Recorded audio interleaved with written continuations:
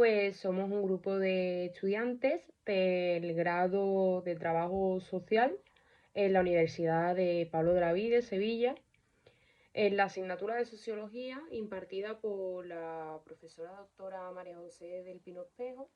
Nuestro trabajo va sobre la Escuela de Mujeres de Chicago. Nos encontramos con un índice que está compuesto por la introducción de la Escuela de Chicago. En segundo lugar, vamos a hablar sobre las autoras.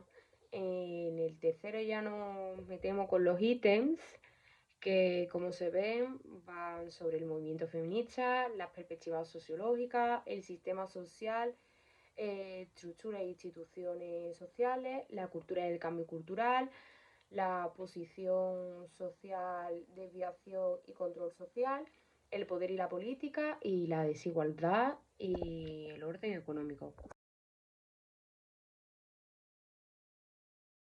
Voy a hacer una introducción sobre la Escuela de Chicago, que a comienzos del siglo XX surge en Estados Unidos la Escuela de Sociología de Chicago en un contexto en la aparición pública moderna que se hacía más fuerte gracias a la importancia que se le daba a los medios de comunicación.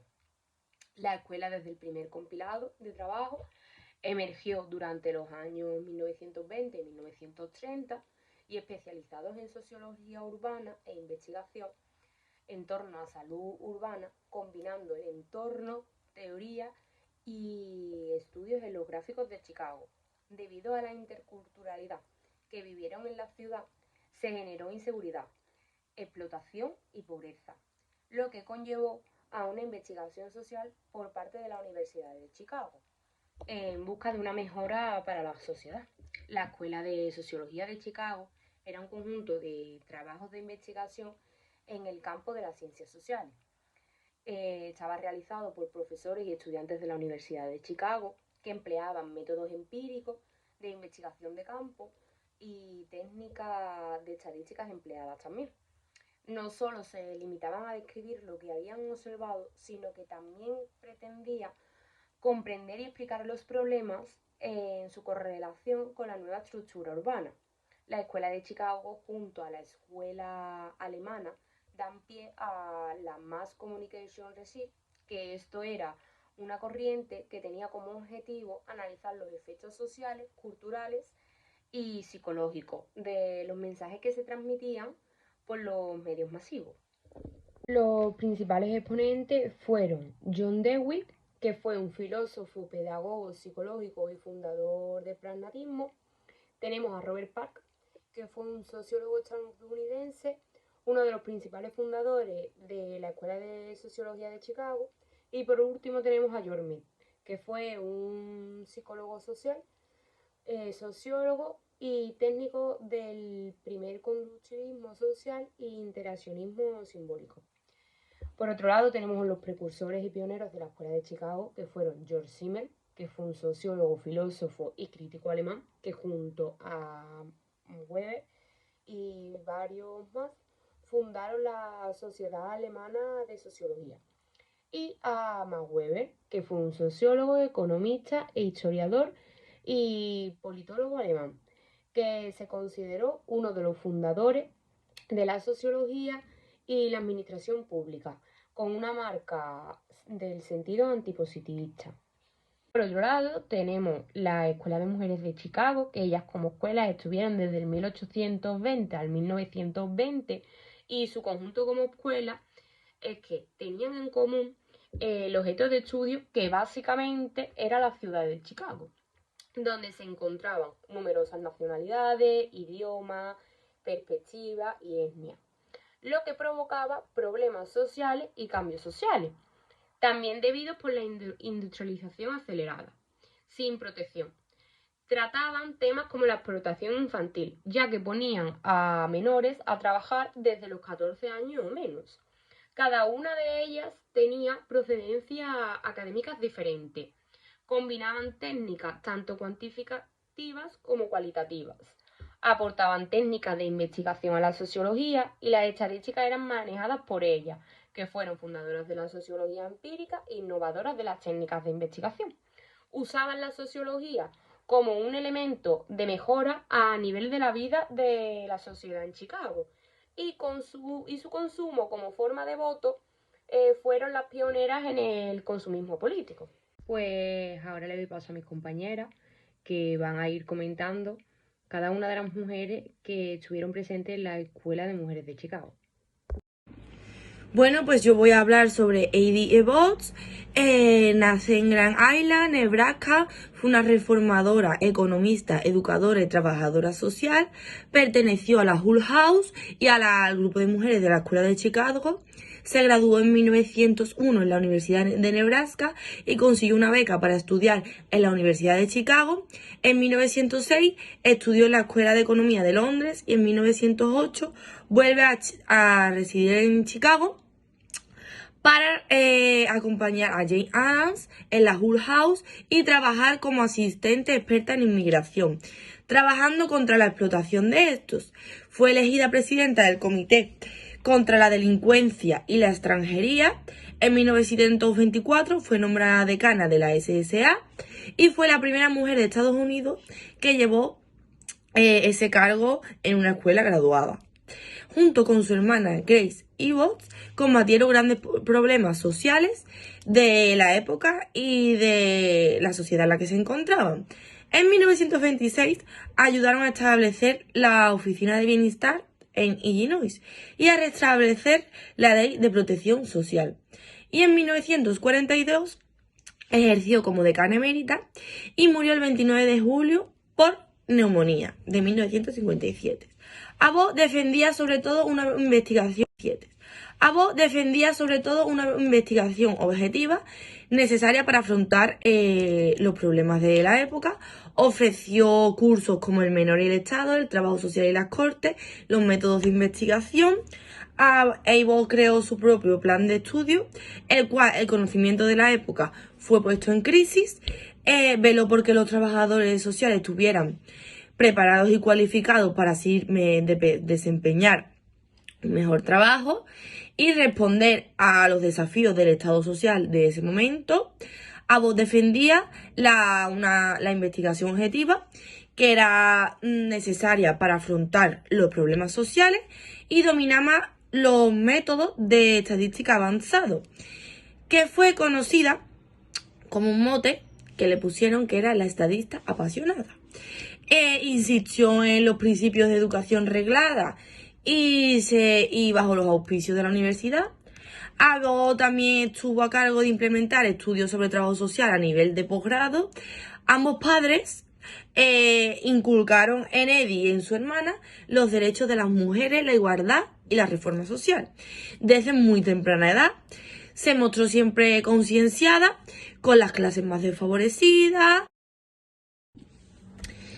También luchó por el sufragio de las mujeres y por la brecha social entre ricos y pobres. Bueno, pues ahora voy a hablar sobre algunos libros que hizo Edith Ebbets. El primer libro fue Las mujeres en la industria, en 1910, que defendía los derechos y la legalidad del trabajo de las mujeres en la manufactura de los zapatos. Otro de sus libros es El niño delincuente y su hogar, en 1912, que defendía a los niños que tenían una delincuencia juvenil muy joven, ya que tenían unas condiciones laborales, y luchó por la eliminación de la explotación infantil en los trabajos. Y otro de los libros fue Los 101 cárceles del condado de Illinois y por qué deberían ser abolidas, en 1915. Y aquí defendía los derechos de las personas presidiarias y las malas condiciones que tenían en las cárceles. Pues bueno, yo voy a hablar sobre Grace Abbott. Fue una reformista, trabajadora social y economista de Grand Island, Nebraska. Fue una de las primeras mujeres estadounidenses que abogó por el sufragio femenino y el voto a la mujer. Gracias a la influencia familiar, se dedicó al trabajo comunitario. Se graduó en Grand Island College e hizo sus estudios de licenciatura en la Universidad de Nebraska. En 1907 se mudó a Chicago con su amiga Jane Addams, donde fundaron la Women's Trade Union League, la Liga Protectora de Inmigrantes, por el cual defendía los derechos de la inmigración y querían una mejora reforma social sobre estos. Más tarde comenzó a trabajar en la Hull House, junto con las mujeres de Chicago. Se instaló en un barrio de griegos y judíos. Y aquí pasó un suceso, el cual defendió a una chica víctima de violación y organizó ayudas y aportaciones para buscar soluciones a miles de extranjeros de Estados Unidos. Peleó por acabar con el trabajo infantil y la explotación laboral. Presentó una reforma en 1924, pero esta fue ratificada. Durante 1917 a 1919 fue la encargada de administrar la Ley Katie Howen y fue pionera en temas relacionados con el trabajo infantil, la delincuencia juvenil, la dependencia y las estadísticas en el proceso de elaboración de leyes. Y cabe destacar que ayudó a redactar la ley de seguridad social. Murió de cáncer en la médula ósea. Bueno, pues yo voy a nombrar algunos de sus libros más importantes. Within the City Gate, que luchaba por el derecho de la mujer. The Immigrant and the Community, en 1917, que luchaba por la igualdad de los inmigrantes en los Estados Unidos. Y The Child and the State, que luchaba por los derechos del niño y contra la explotación infantil en los trabajos de aquella época. Pues yo voy a hablar sobre Sophonisba Preston. Sophonisba Preston nació en Lexington, Kentucky, el 1 de abril de 1866 y murió en Chicago el 30 de julio de 1948. Fue una abogada y activista estadounidense que se destacó como reformadora social, científica social e innovadora en la educación superior, y fue miembro de la Liga Internacional de Mujeres por la Paz y la Libertad. Fue pareja de Edith Ebert en la política, en el activismo académico y en el reformismo social por décadas. Era su ayudante como decana al comienzo, aunque ya era abogada pero sin clientes por ser mujer, con unos ideales muy diferentes a la familia a la que pertenecía, por lo que no tenía ningún tipo de unión con sus hermanos. Ella luchaba contra ideales como el racismo o la esclavitud, por lo que se contraponía con los ideales del sur, es decir, de donde venía su familia, una familia supremacista. Sophonisba estudiaba la delincuencia, la pobreza y el subsidio para mujeres solteras. Estas son algunas de sus publicaciones, todas ellas escritas en inglés, pero yo las voy a nombrar en español. El delincuente y el hogar, 1912. Después, Mujeres en el siglo XX, 1933. Y por último, La familia y el Estado, 1934. Florence Kelley, nacida el 12 de septiembre de 1859 en Florida, fue una reformadora social y feminista norteamericana durante la llamada era progresista estadounidense. Tuvo un papel central como colaboradora de Jane Addams y en la elaboración de la Hull House. Obtuvo grandes logros sociales como la contribución al desarrollo de la legislación laboral y el bienestar social de Estados Unidos. A su vez fue fundadora de la Asociación Nacional para el Progreso de Personas de Color en 1909 y durante unos años desempeñó el cargo de vicepresidenta en la Asociación Americana Pro Sufragio de la Mujer en Estados Unidos. Muere el 17 de febrero de 1932. Ahora voy a hablar sobre Frances Kellor, que nació en Columbia, Ohio, el 20 de octubre de 1873. El padre abandonó la familia y ésta se vio obligada a trasladarse a Coldwater, en Michigan. Y es allí donde Frances puede asistir al colegio, además de ayudar a su madre como lavandera y empleada doméstica. En 1890 se ve obligada a dejar el colegio debido a su situación económica, pero consigue trabajo en el periódico local y es allí donde conoce a Celia Parker Woolley y además a las hermanas Mary y Frances Eddy. Con la ayuda de Woolley se matriculará en la Universidad de Cornell y allí donde se graduará en Derecho en el año 1897.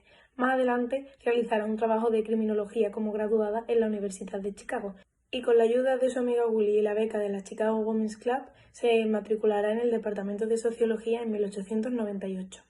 Entre los años 1898 y 1905 fue residente de la Hull House. Durante su estancia en la Universidad de Chicago publicará estudios sobre relaciones interraciales y criminología. Después de mudarse a Nueva York, continuará sus contactos de Chicago a través de sus trabajos sobre inmigración, relaciones internacionales y el Partido Progresista. Frances Kellor reivindica la igualdad, la libertad y el voto femenino. Además, es considerada un gran referente para el colectivo LGTB+. Kellor le dio importancia a la mujer en el deporte y además denunció el racismo escolar, ya que ella era inmigrante. Y además fue una gran socióloga, abogada y árbitra internacional. Y aquí os muestro dos de sus destacados libros. En primer lugar, La inmigración y el futuro, y Fuera del trabajo, un estudio sobre el desempleo. Bueno, pues ahora voy a hablar sobre Julio Lázaro.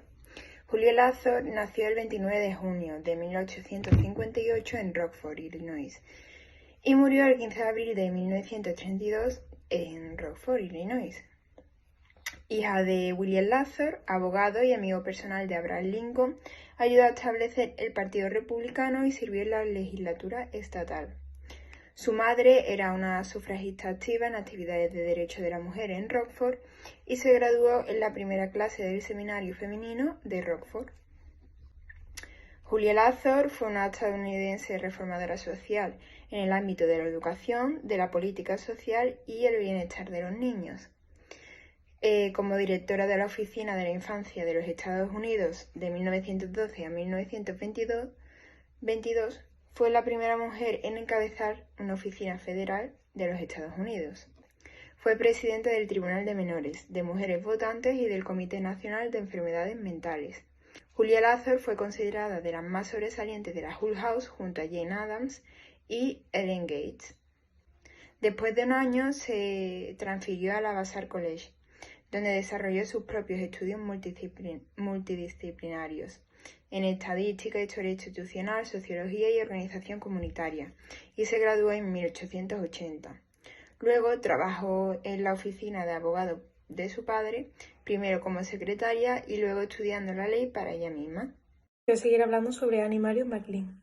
McLean nació alrededor de 1870 en Canadá, aunque la familia se traslada a Nueva Escocia y más tarde McLean se convierte en ciudadana de los Estados Unidos. Obtiene el graduado y el máster en la Acadia College de Nueva Escocia y después asiste a la escuela de posgrado de la Universidad de Chicago, que es ahí donde comienza sus estudios sobre sociología en 1897. Próximamente se convertirá en la primera mujer en conseguir el doctorado de sociología en el año 1900. McLean fue una investigadora durante toda su vida, sin embargo, no ofrecía tantas reformas sociales como el resto de la Hull House. Además, McLean realizó muchísimos estudios sobre la inmigración canadiense, ya que ella misma era inmigrante canadiense. La reivindican como la madre de la etnografía contemporánea, que es una rama de la antropología. También es considerada una feminista pragmática, ya que hablaba de la situación económica de las prostitutas del momento.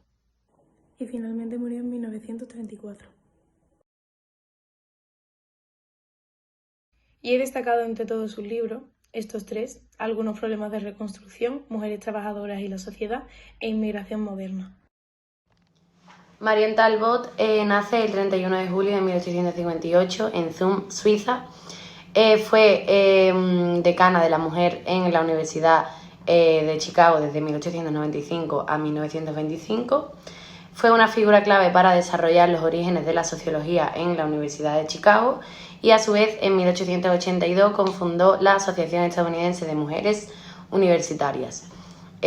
Muere el 20 de octubre de 1948. Bueno, ahora procedemos a presentar cada uno de los ítems que conforman nuestro trabajo. Vale, pues yo voy a hablar sobre el primer ítem, que es el movimiento feminista.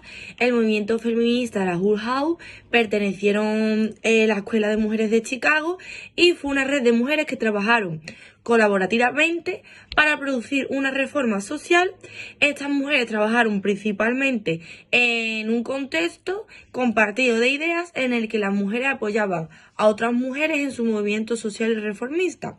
Fueron influidas mayormente por la teoría de James Addams, que reclamaban el contenido ético de la integración social para así evitar el riesgo y la exclusión social de la sociedad en esa época. Pues sobre este ítem, que es la relevancia en la sociología contemporánea, las perspectivas contemporáneas en la sociología, lo divido en dos puntos de vista. Uno de ellos es desde el punto de vista de la sociología, que según Richard Schaffner, en 2016, para los sociólogos contemporáneos, el lugar del individuo en la vida social se volvió el centro a consecuencia de los profundos cambios culturales que se fueron produciendo en todos los ámbitos relacionados con la sociedad, como podía ser la familia, la escuela, el trabajo, la religión, la política, el placer y la acción colectiva. La sociología contemporánea representaba un importante componente de la formación del sociólogo, al proveer de herramientas conceptuales necesarias para desenvolverse en el campo de la sociología, así como obtener recursos en el diseño de la investigación y en la interpretación de los informes y datos. Su nacimiento coincide con el tránsito a las nuevas formas sociales, creadas por los métodos capitalistas de producción y sostenidas espiritualmente por el predominio de la interpretación mecánica del mundo. Este carácter crítico y negativo de la sociedad burguesa es el que refleja los fundadores de la sociología. El otro punto de vista en el que me enfoco es el punto de vista desde la Escuela de Mujeres de Chicago, que al ubicar la Escuela de Sociología de Mujeres de Chicago en la historia de la sociología, lo primero que hay que tener en cuenta es que es una auténtica escuela de sociología, entendida como un grupo de pensadoras e investigadoras localizadas esencialmente en el mismo espacio. Trabajaban de forma estrecha, guiadas por ideas de una teoría principal, que modificaban esas ideas de diversas maneras, pero manteniéndose fieles a su teoría base. Reflejan de la misma manera las biografías, personalidades, intereses intelectuales y resultados de investigación del grupo a lo largo del tiempo. La escuela creó muchas de las estrategias metodológicas y de recogida de datos que hacia los años 30 se convirtieron en criterios. Para la sociología masculina profesionalizada era sin ningún reconocimiento. Aunque solo para reconducir esa situación, para darle la patente de lo que ellas inventaron y se apropiaron los sociólogos masculinos, es necesario reincorporarlas al canon de la sociología. Como escuela que desarrolló la teoría a través de sus principales trabajos empíricos, las mujeres de Chicago creían que la investigación se hacía para conseguir el cambio social. No se debería defender la neutralidad valorativa, ya que algunos problemas llaman la atención del investigador, porque las condiciones en cuestión causaban sufrimiento y el investigador comenzaba con una lealtad general hacia el principio de justicia o equidad en la sociedad y dejaba las configuraciones específicas de la equidad que emergieran de la investigación. Esta escuela juega un papel importante en la formación de las políticas sociales en Estados Unidos. Yo voy a comenzar hablando sobre lo que es el sistema social desde el punto de vista sociológico, en el que, según Richard Schaffner, un sistema social es un conjunto de relaciones sociales entre diferentes partes. La idea de un sistema social es una construcción de un todo cohesionado en el que interactúan los individuos, pero también instituciones sociales y los grupos sociales más amplios. La interacción entre estos elementos aporta características a los sistemas sociales como reglas, normas y valores. Ahora voy a hablar sobre las estructuras y las instituciones sociales desde el punto de vista sociológico, en el que la estructura social es la forma en la que la sociedad se organiza a través de relaciones que son predecibles, y la estructura social puede desglosarse en 5 elementos, que son el estatus, los roles y papeles sociales, grupos, redes sociales y tecnología y las instituciones sociales. Por lo que la institución social, según la sociología, es un patrón organizado de creencias y comportamientos centrados en las necesidades sociales básicas. Los funcionalistas explican cómo las instituciones sociales cumplen 5 funciones esenciales, que son reemplazar a las personas, enseñar a las personas nuevas, producir y distribuir bienes y servicios, preservar el orden y proporcionar y mantener las metas y el sentido de la institución. La estructura social entre las mujeres de Chicago. Pues el mundo al que habían llegado las mujeres de Chicago estaba descrito como un paradigma de una América en transición hacia el capitalismo industrial moderno. Estaba marcado por los extremos como riqueza y pobreza, privilegio y opresión, raza y género, y de las críticas anarquistas, socialistas y feministas a estas desigualdades.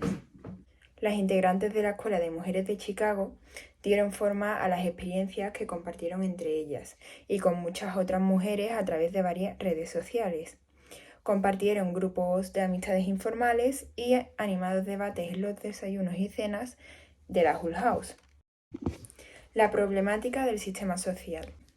La Escuela de Sociología de Mujeres de Chicago define un problema como social si sus orígenes descansan en la organización de la sociedad más que en la naturaleza humana o en el carácter individual. Y el propósito de la sociología es el descubrimiento de ese orden social que conduce a la desigualdad y al sufrimiento humano.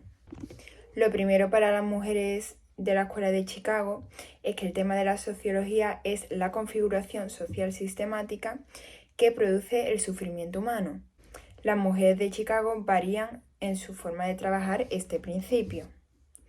Sitúan gran parte de la causa del dolor que se produce sistemáticamente en la desconexión, identificada por Adams entre la organización material de la industria y la organización ética de las relaciones sociales.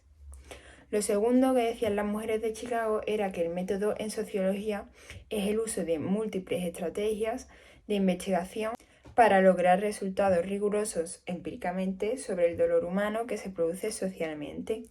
Un reto importante para las mujeres de Chicago era crear métodos que le dieran información que necesitaban para formular iniciativas políticas. Y lo tercero para las mujeres de Chicago era que el deber del sociólogo era usar la investigación para movilizar a la gente y al Estado para reformar el orden social desigual.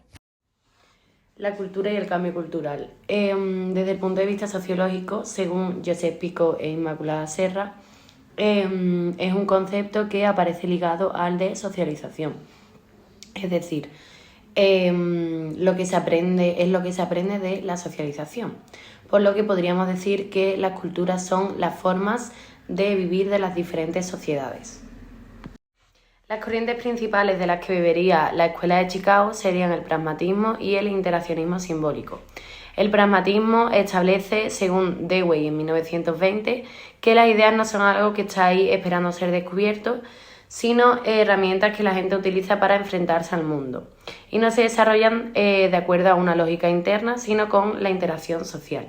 Sus efectos en la Escuela de Chicago se perciben en lo concreto y en lo particular, mientras que el interaccionismo simbólico establece, según Mead en 1894, que toma como elemento fundamental del estudio y del análisis de las relaciones sociales la naturaleza simbólica de la vida social y sitúa al individuo como protagonista y al mismo tiempo como intérprete de la vida social.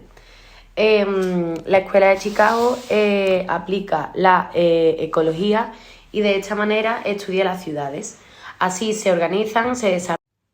A su vez, la Escuela de Chicago se basaba en una sociología urbana que desarrolla una serie de estudios íntimamente ligados a los problemas confrontados por la ciudad de Chicago en esa época de delincuencia. Voy a seguir con la desviación y el control social, que según Richard Sheffer, el control social son técnicas para prevenir el comportamiento humano desviado en cualquier sociedad y ocurre en cualquier nivel de la sociedad, tanto en escuelas, en familias, en profesores, en alumnos, etc.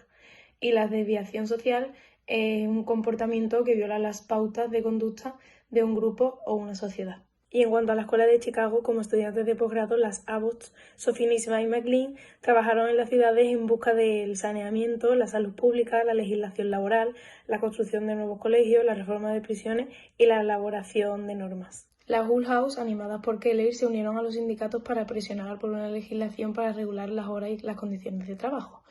Uno de los resultados exitosos que obtuvieron fue que Kelly fue nombrada como primera inspectora de las fábricas del estado de Illinois en 1893.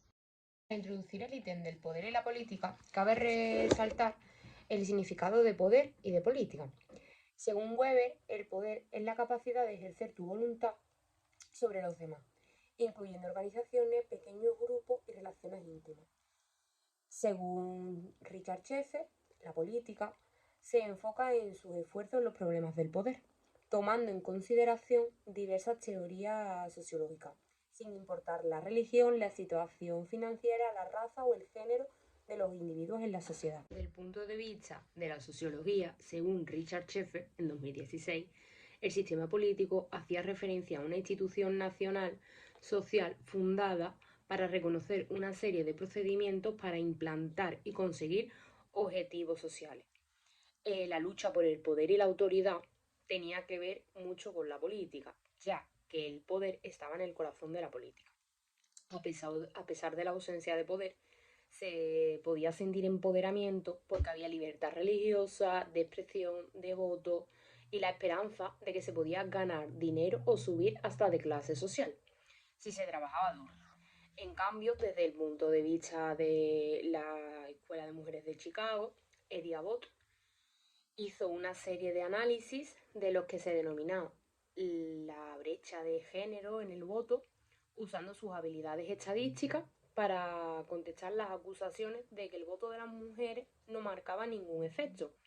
Se centró en las elecciones de Chicago, que se sostenió en el punto importante de que el único momento en el que los votantes tuvieron una elección real fue el día de las primarias.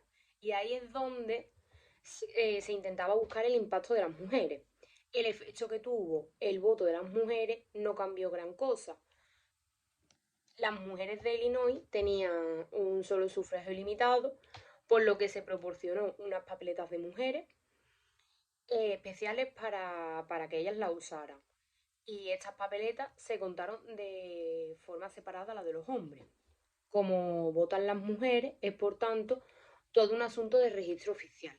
Y era necesario estudiar solo la recurrencia para determinar los hechos. El estudio de la influencia del voto de la mujer en las elecciones de la alcaldía debió de comenzar necesariamente en la elección de los candidatos en las primarias. El contraste entre la situación del día de las primarias y del día de las elecciones fue impactante.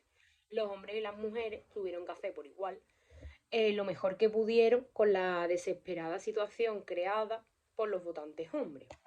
Por último, tenemos el orden económico y la desigualdad social, que antes de introducirme en lo interesante de este ítem, voy a hacer hincapié en lo que es el orden económico y la desigualdad social.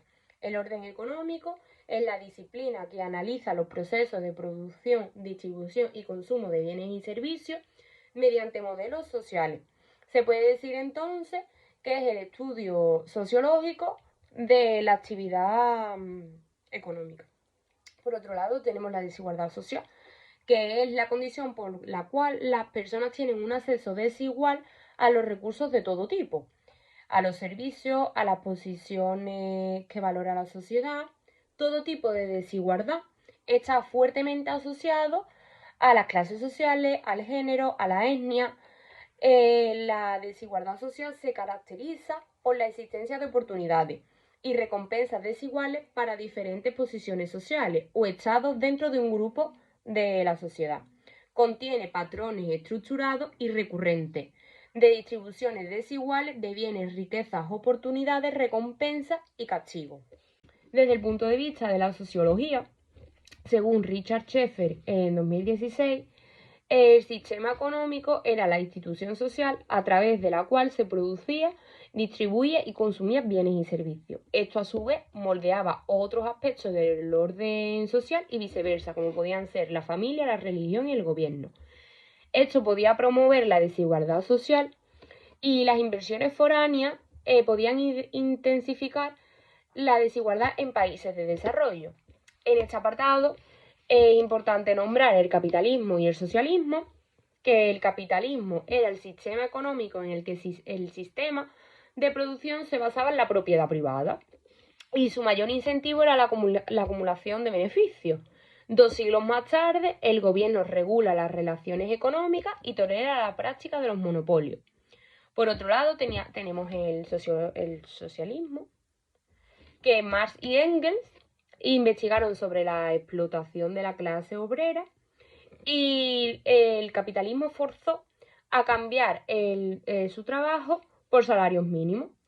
Los dueños de las empresas se beneficiaban porque les pagaban menos de lo que debían, y ellos intentaron acabar con esta explotación. El socialismo, la producción y distribución de los bienes de una sociedad se llevaba a cabo de forma colectiva en vez de privada, y el objetivo de ello era satisfacer las necesidades de la gente en vez de generar beneficios. Y la economía de cada sociedad industrial incluía elementos de socialismo y de capitalismo. Tenemos la economía informal o sumergida, que también a través de ella se hacían transferencias de dinero, bienes y servicios, pero no se repartían al Estado. Por otro lado, tenemos desde el punto de vista de la Escuela de Chicago, según Lengermar y Nimbrun, la página 440, el capítulo 7, que nos cuenta que la relación eclesiástica de las mujeres de Chicago con las ideas de las tradiciones teóricas masculinas es muy importante de destacar. Comparten con el funcionalismo las facciones por la sociedad como sistema de las interrelaciones, y persiguen la posibilidad de lograr cierto grado de equilibrio en la sociedad. Se centran, como Durkheim, en la ley y en sus textos, y crean, como los funcionalistas posteriores, que el procedimiento legal deberían tener una función de integridad a la hora de juzgar el conflicto social. Incluso así, su crítica sobre la desigualdad social, en su atención a los problemas producidos por la dicha desigualdad y en su compromiso moral con una sociología de defensa infundida de valores, son fundamentalmente diferentes a los de los funcionalistas. Las mujeres de Chicago atribuyen gran parte del conflicto social a las prácticas de explotación del capitalismo industrial moderno. Sostienen que el Estado es cómplice de ello. Se posicionan como defensoras de aquellos explotados por el capitalismo y defienden esa explotación en términos de clase. Todo esto las vincula con la teoría marxista del conflicto, que a excepción de Kelly, las mujeres de Chicago no eran marxistas. Ellas consideran la etnicidad y el género, así como la edad, como factores primordiales en las pautas de explotación, y creían que las diferencias de clase se podían superar y la sociedad se podía reformar con una llamada a la conciencia pública para reformar al Estado. Como el paradigma interpretativo, las mujeres de Chicago se centraron en grupos, en claves de trabajo, comunidades étnicas y barrios distintos. Ellas veían a estos grupos como personas en interacción, en comunicación simbólica e involucradas en el curso de una acción significativa. Y por último, lo que separa a las mujeres de Chicago de la tradición interpretativa era su compromiso de que los significados no se producen por un intercambio igual entre partes, que el poder siempre está presente y manifestándose en realidades objetivas y mensurables: dinero, recursos organizativos, tiempo, espacio, y determinando el resultado de las negociaciones sobre el significado.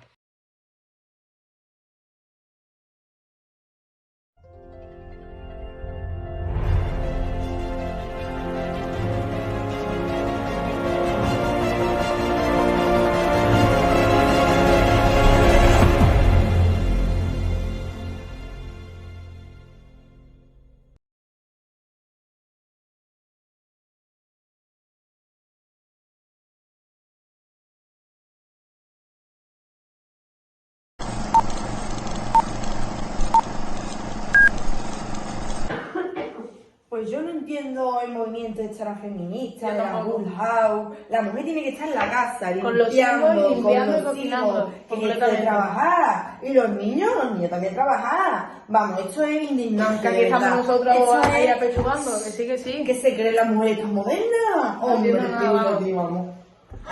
Pues yo soy Julia Lázaro y soy la directora de la Oficina de Infancia y yo lucho en contra de todas esas ideologías y me encargaré de dirigir la investigación sobre la mortalidad infantil, sobre la mortalidad de la mujer y la explotación infantil. Yo pienso que la mujer debería tener igual oportunidades que el hombre a la hora de trabajar y no debería trabajar por y para estar en casa y cuidar de sus hijos, tener más oportunidades laborales. ¿Opináis lo mismo? Sí, estoy de acuerdo totalmente. Yo también pienso lo mismo. Yo soy francisquero y además yo también lucho porque las mujeres vayan en busca del deporte femenino y puedan desarrollarse aparte de estar en casa como ellas individualmente. Hola, buenas, ¿en qué le puedo ayudar? Pues veníamos a buscar empleo. Pero, ¿ustedes de dónde sois? Somos refugiados de la guerra. Pues aquí va a ser que no, porque ya los residentes de este país están buscando mucho trabajo y aquí no hay trabajo para ustedes.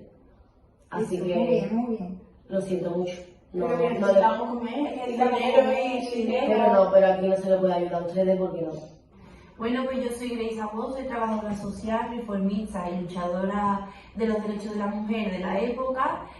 Junto con Jane Ada en la Bull House, creé la Liga Protectora de Inmigrantes y fui directora de la infancia, donde luchaba por los derechos del menor y la explotación infantil.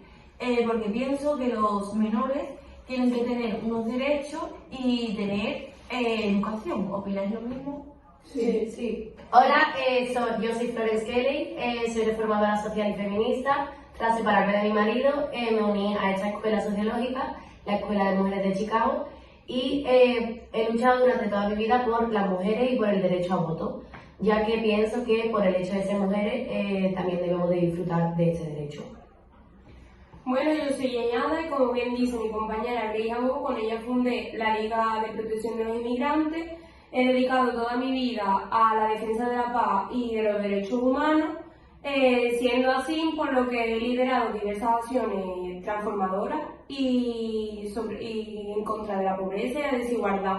Soy la primera mujer que ha recibido el Premio Nobel de la Paz en Estados Unidos en 1931. Bueno, y ahora nosotros lanzamos la pregunta de qué pensáis acerca de el feminismo y la explotación infantil. Gracias.